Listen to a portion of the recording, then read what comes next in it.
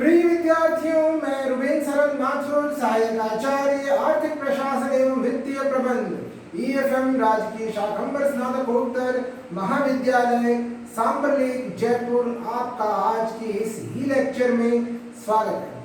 विद्यार्थियों, पिछले ई लेक्चर्स में हमने बीकॉम तृतीय वर्ष के अंतर्गत ईएफएम विषय के पेपर व्यावसायिक बजटिंग बिजनेस बजटिंग का अध्ययन आरंभ किया था और इसके अंतर्गत बाद में हमने पूंजी की लागत का अध्ययन आरंभ किया। विद्यार्थियों, पूंजी की लागत के अंतर्गत हमने पढ़ा पूंजी की लागत की परिभाषाएं, पूंजी की लागत का अर्थ और ऋण पूंजी की लागत हम कैसे निकालेंगे, कॉस्ट ऑफ डेट कैपिटल, उनके फॉर्मूलाज क्या हैं। और आज के लेक्चर में विद्यार्थी हम पूर्वाधिकार अंश पूंजी की लागत यानी cost of preference share capital कैसे निकालेंगे ये देखेंगे। विद्यार्थी, पूर्वाधिकार अंशों पर लाभांश की दर पूर्व निश्चित होती है और इनकी लागत इन अंशों पर देय लाभांश को प्राप्त शुद्ध राशि से संबंधित करके ज्ञात की जा सकती है। प्राप्त शुद्ध राशि यानी नेट प्रोसीड्स। तो सबसे पहले विद्यार्थियों हम फॉर्मूला देखते हैं। तो cost of preference share capital का जो साइन है वो है CP। CP is equal to DPS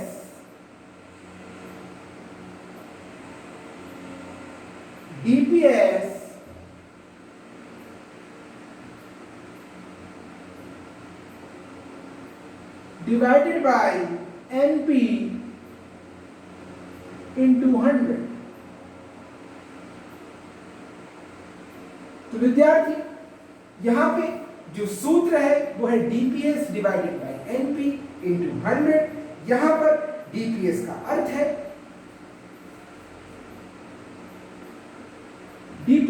है यहां पर प्रति पूर्वाधिकार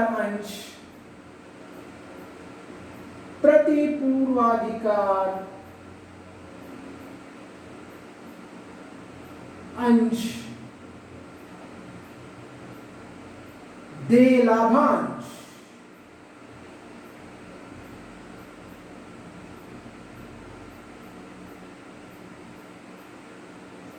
डिविडेंड पेबल पर प्रेफरेंस शेयर। डिविडेंड पेबल पर प्रेफरेंस शेयर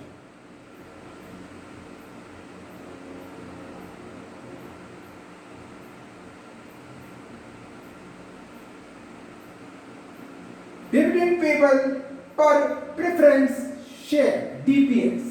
NP का मतलब है प्राप्त शुद्ध राशि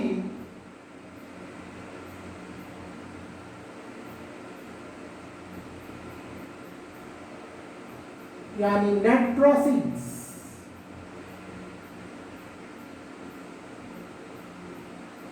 और विद्यार्थियों,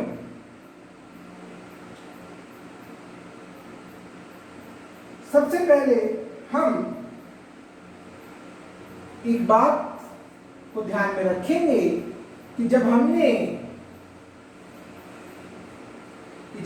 कॉस्ट ऑफ डेट कैपिटल निकाली थी, विद्यार्थियों याद करिए, जब हमने कॉस्ट ऑफ डेट कैपिटल निकाली थी तब हमने ये cost of debt capital before tax और cost of debt capital after tax दोनों निकाली थी।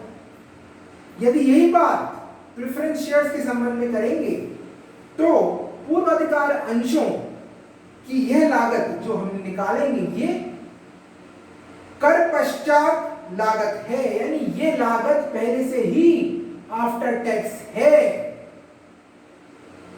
क्योंकि इन अंशों पर दिया जाने वाला लाभांश कर योग्य आय की गणना हेतु स्वीकार्य व्यय नहीं है। यानी इन पर जो लाभांश दिया जाता है, डिविडेंड दिया जाता है, वो डिविडेंड कर योग्य आय की गणना हेतु स्वीकार्य व्यय नहीं है। इसलिए ये जो लागत है वो कर पश्चात लागत है, आफ्टर टैक्स लागत है। अब यदि हम इसे चाहें तो हम इसे कर पूर्व लागत भी बना सकते हैं, यानी ये लागत जो आएगी ये पहले से ही कर पश्चात है, आफ्टर टैक्स है। लेकिन हम चाहें तो इसको बिफोर टैक्स भी निकाल सकते हैं। और बिफोर टैक्स निकालने के लिए हम निम्न सूत्र से निकालेंगे। तो CP before tax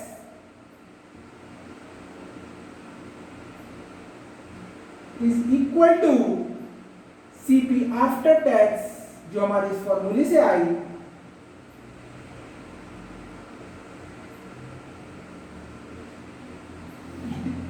divided by 1 minus tax rate.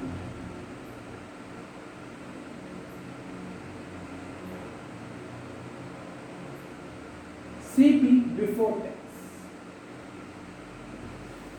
तो याद रखिए विद्यार्थियों कि ये जो हमारी लागत आती है प्रेफरेंस शेयर्स की, cost of preference share capital, ये कर पश्चात आती है, लेकिन हम इसे कर पूर्व भी बना सकते हैं, बिफोर टैक्स लागत भी बना सकते हैं इस सूत्र से, CP after tax divided by 1 minus tax rate. तो आइए विद्यार्थियों हम इसका एक प्रश्न करके देखते हैं, ताकि हमें ये अच्छे से स्पष्ट हो पाए किस प्रकार प्रश्न हल किया जाएगा।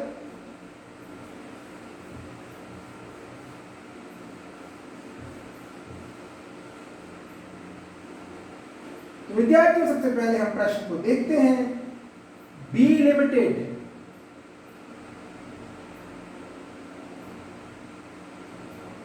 लिमिटेड 100 रुपए वाले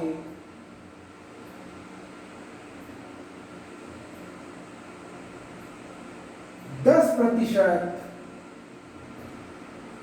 1000 पूर्वाधिकार अंश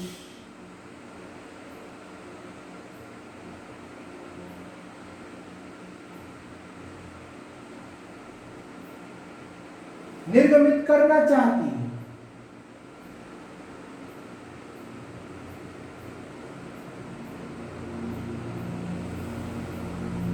निर्गमित करना चाहती है।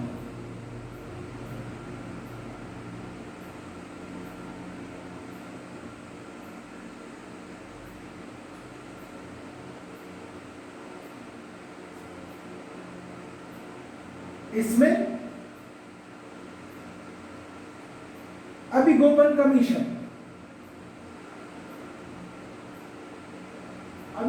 कमीशन यानी अंडरराइटिंग एक्सपेंसेस, अंडरराइटिंग कमीशन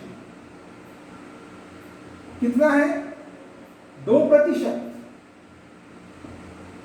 दूसरा दलाली ब्रोकरेज 1%।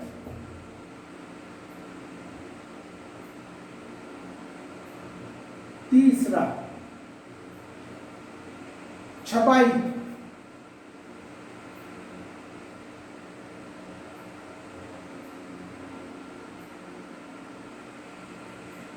आदि व्यय, छपाई आदि व्यय।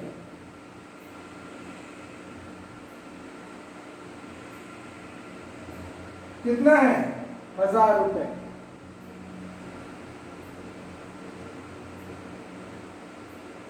हमें प्रश्न को 3 स्थितियों में हल करना है।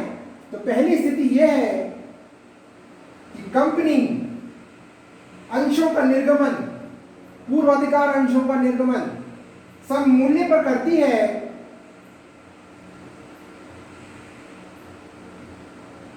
दूसरी स्थिति यह है कि कंपनी 5% बट्टे पर करती है, 5% बट्टे पर निर्गमित करती है।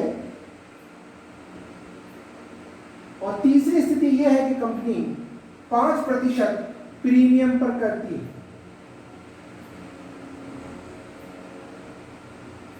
तो विद्यार्थियों प्रश्न को ध्यान से देखिए।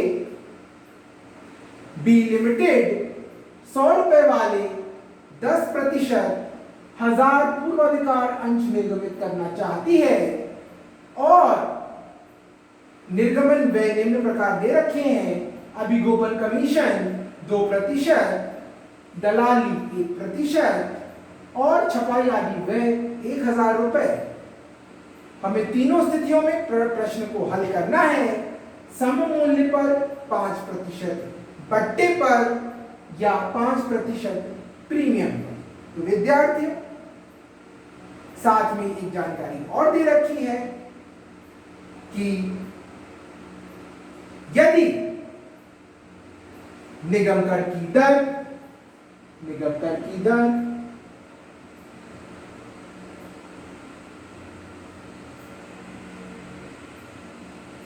50% हो तो पूंजी की लागत पर क्या प्रभाव पड़ेगा?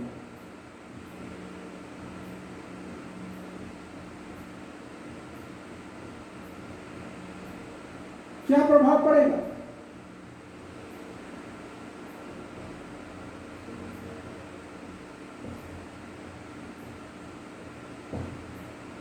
हमें यह भी दे रखा है, यदि निगम कर की दर 50% हो तो पूंजी की लागत पर क्या प्रभाव पड़ेगा? तो विद्यार्थियों, आइए इस प्रश्न को हम हल करके देखते हैं।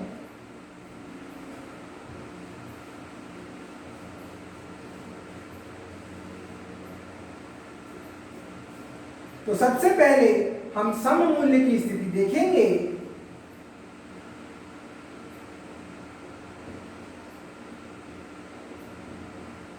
सम मूल्य पर निर्गमन,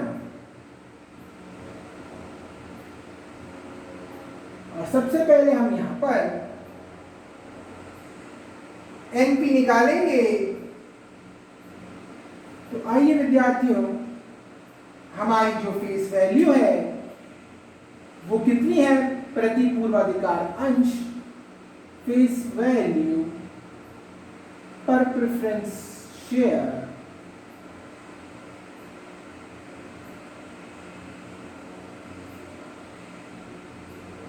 ये कितनी है? 100 रुपए। और इसमें से हम लेस करेंगे हमारी निर्गमन व्यय, जैसे कि अंडरराइटिंग कमीशन, अभिगोपन कमीशन।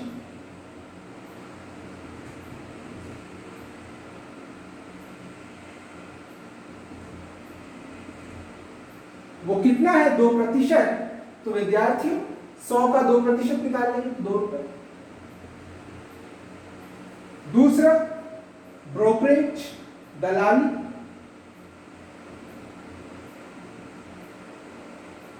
कितना? 1%, तो 1 रुपए। और प्रिंटिंग एक्सेट्रा खर्चे अपने, प्रिंटिंग, छपाई आदि व्यय, प्रिंटिंग एक्सेट्रा एक्सपेंसेस, ये कितने हैं? 1000 रुपए। और 1000 रुपए का हम कितने पूर्वाधिकार अंश निर्गमित कर रही है कंपनी? कितनी कर रही है विद्यार्थियों? 1000 कर रही है। तो 1000 का हम 1000 से भाग कर देंगे तो प्रति पूर्वाधिकार अंश, छपाई और अन्य व्यय आ जाएंगे 1 रुपए। तो ये 1 रुपए। तो कुल मिला के हमारे निर्गमन व्यय 4 रुपए हो गए और हमने इसको माइनस किया तो 96 हमारा एनपी 96 आएगा। एनपी बराबर 96। तो देखिए विद्यार्थियों कि face value per preference share हमारी 100 रुपए थी, उसमें से हमने लेस अंडरराइटिंग कमीशन यानी अभिगोपन कमीशन 2 रुपए 2% के हिसाब से, ब्रोकरेज यानी दलाली 1 रुपए और प्रिंटिंग एक्सेट्रा एक्सपेंसेस यानी छपाई आदि अन्य व्यय, छपाई आदि व्यय, ये हमने निकाल ली 1 रुपए प्रति पूर्वाधिकार अंश, क्योंकि 1000 है, 1000 का भाग 1000 पूर्वाधिकार अंश जितनी कंपनी निर्गमित कर रही है उससे किया, तो ये 1 रुपए, कुल मिला के 4 रुपए निर्गमन व्यय आ गए। उसको हमने 100 रुपए में से घटाया तो 96 रुपए हमारा एनपी आ गया।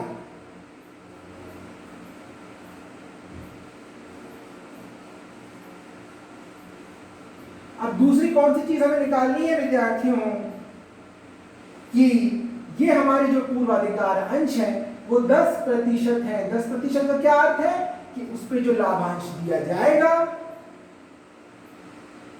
वो 10% होगा, यानी डीपीएस हमारा 10 रुपए है, हमारा डीपीएस डिविडेंड पर शेयर 10 रुपए है। तो चलिए विद्यार्थियों, हमारा डीपीएस कितना है? हमारा डीपीएस यानी प्रतिपूर्वाधिकार अंश दे लाभांश, वो कितना है? 10% के हिसाब से 10 रुपए। और विद्यार्थियों अब हम निकालते हैं cost of preferential capital.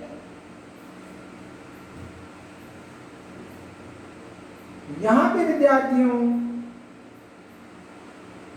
Formula लिखेंगे DPS divided by NP into 100, यानी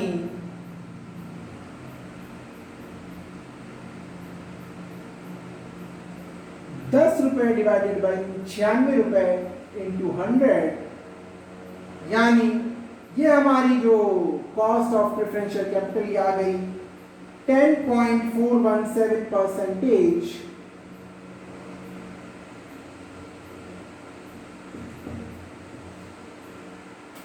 देखिए विद्यार्थियों, हमने फॉर्मूला लिखा DPS divided by NP into 100, 10 divided by 96 into 100, यानी कॉस्ट ऑफ यानी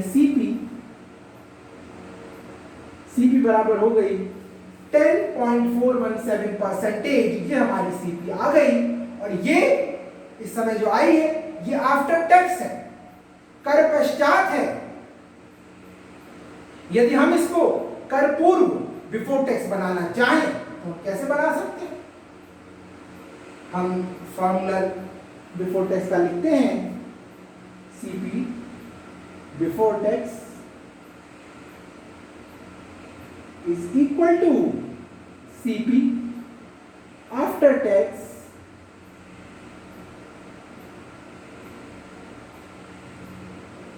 divided by 1 minus tax rate, यानी 10.41, यानी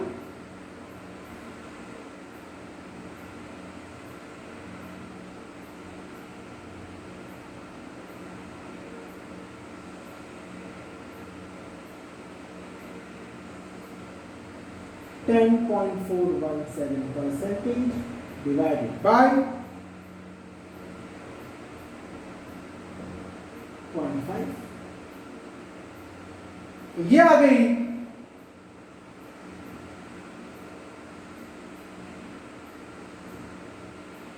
20.834%। ध्यान से देखिए विद्यार्थियों, यहां पर सीपी बिफोर टैक्स का फॉर्मूला क्या है? CP after tax divided by 1 minus tax rate. तो 10.417% डिवाइडेड बाय 1 माइनस 0.5, तो ये आ गया 20.834% सीपी बिफोर टैक्स। तो विद्यार्थी, इस प्रकार से हमने सम मूल्य की स्थिति पर प्रश्न को हल किया। अब हम बट्टे पर 5% बट्टे पर यदि इनको निर्मित किया जाता तब क्या स्थिति रहेगी, उसको हल करते हैं।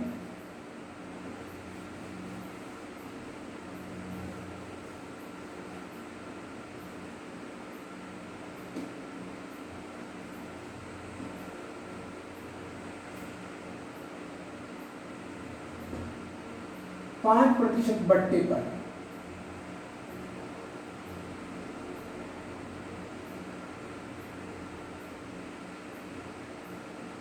निर्गमन। तो विद्यार्थी,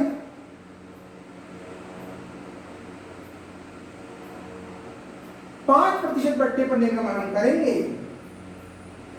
तो सबसे पहले हमारा जो एनपी था वो कैसे निकालेंगे?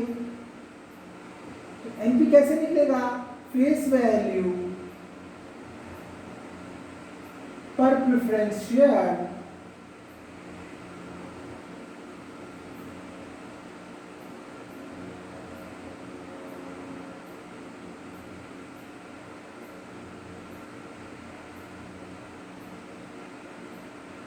ये कितनी है? 100 रुपए less underwriting commission,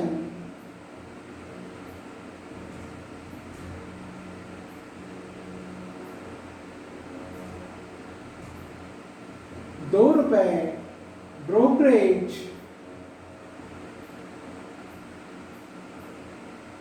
₹1 printing and other expenses,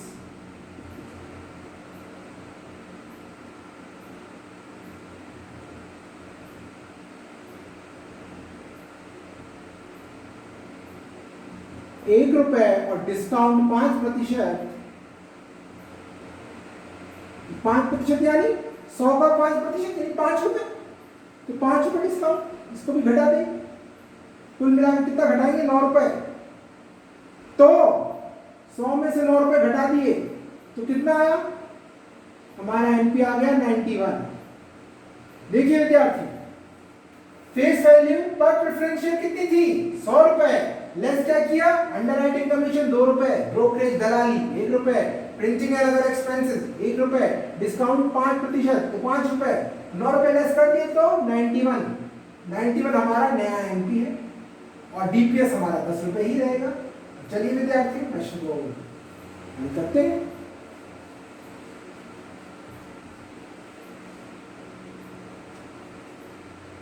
CP बराबर DPS divided by NP into 100 और ₹10 डिवाइडेड बाय 91, ₹10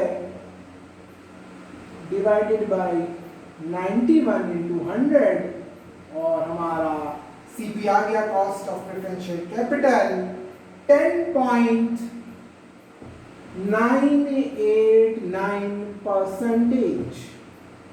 10.989%। देखिए विद्यार्थियों, यहां पे हमने सीपी किस प्रकार से निकाला?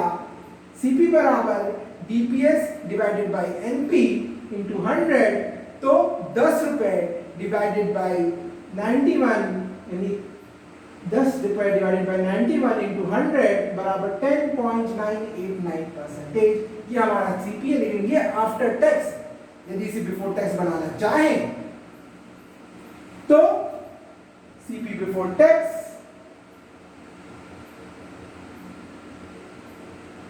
is equal to CP after tax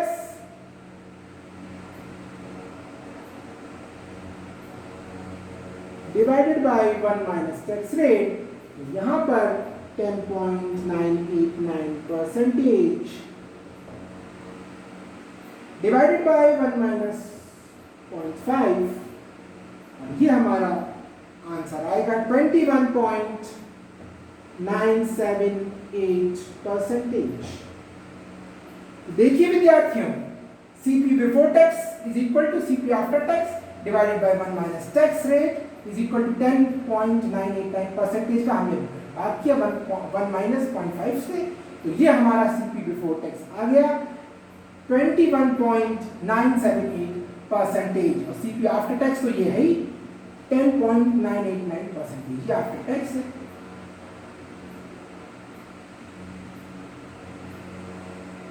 तो विद्यार्थियों, 5% बट्टे पर यदि हम प्रेफरेंस शेयर्स को पूर्वाधिकार अंशों को निर्गमित करेंगे तो क्या स्थिति होगी हमने निकाली। अब हम प्रीमियम की बात करते हैं।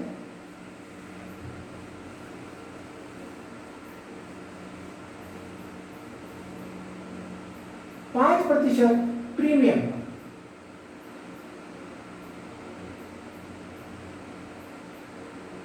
अब 5% प्रीमियम पर यदि हम निर्गमित करते हैं, सबसे पहले हम एनपी निकालेंगे। उसके लिए विद्यार्थियों एनपी बराबर face value per preference share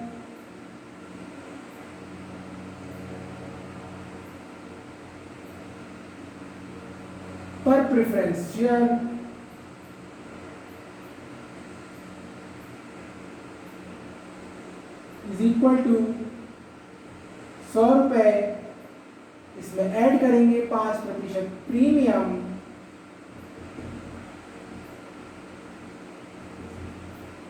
वो कितना है 5% यानी 5 रुपए। ये कितना हो गया 105 रुपए। इसमें से लेस किया करेंगे अंडरराइटिंग कमीशन,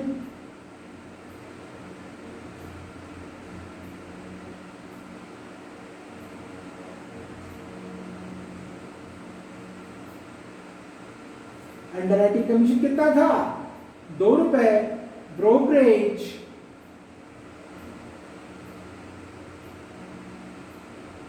1 रुपए, प्रिंटिंग एंड अदर एक्सपेंसेस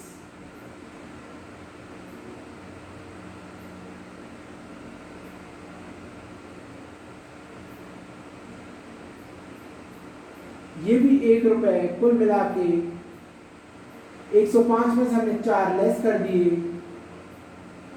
तो हमारा उत्तर आया 101। तो हमारा नया एनपी आ गया 101।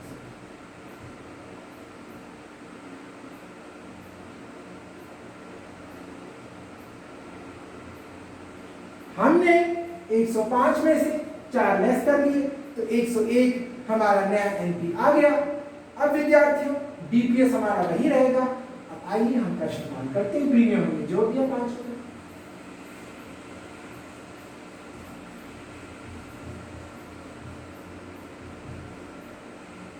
तो विद्यार्थियों CP is equal to DPS divided by NP into 100 बराबर 10 रुपए डिवाइडेड बाय 108 इंटू 100 बराबर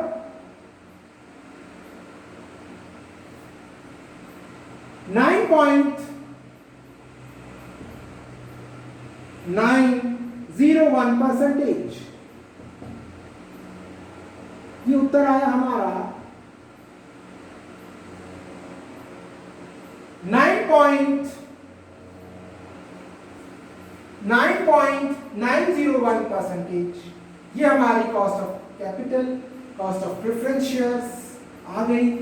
लेकिन ये आफ्टर टैक्स है, कर पश्चात है। अब इसे यदि हम इसे कर पूर्व बिफोर टैक्स बनाना चाहें तो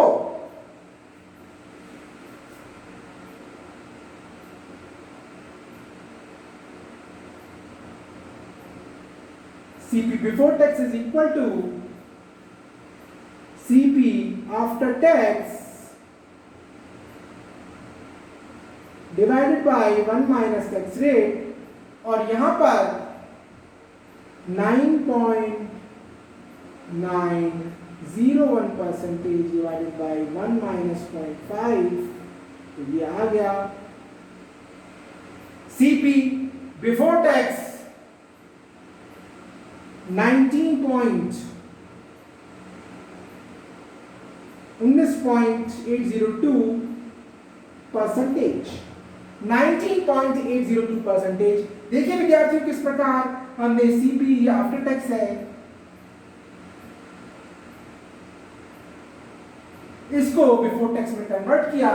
और सीपी आफ्टर टैक्स कितना था 9.901% डिवाइडेड बाय 1 माइनस 0.5। तो ये आ गया 19.802%। ये हमारा सीपी बिफोर टैक्स है। तो इस प्रकार से विद्यार्थियों हमने तीनों स्थितियों में प्रश्न को हल करके देखा कि किस प्रकार से कॉस्ट ऑफ प्रेफरेंशियल कैपिटल निकाली जाती है। आज की लेक्चर में हमने देखा तो विद्यार्थी